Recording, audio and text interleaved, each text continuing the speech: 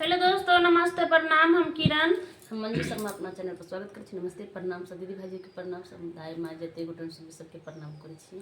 और हम दोनों देवरानी जेठानी बहुत प्यारा से बेटी विवाह, बहुत सुंदर, बहुत दर्दनाक बेटी विवाह गीत बनबल जा रहे थे। हमारा दीदी के तबियत खराब है, फिर भी हम उनका सब वीडियो बनबे छी। जबरदस्ती उनका गाबे के मन नहीं कर रहे थे, तैयो हम उनका वीडियो में ले लिया। अहाँ सब वीडियो के ज़्यादा से ज़्यादा शेयर करब, प्यार देव कि जल्दी जल्दी हमारी दीदी के तबियत सही भ जाए। हरियर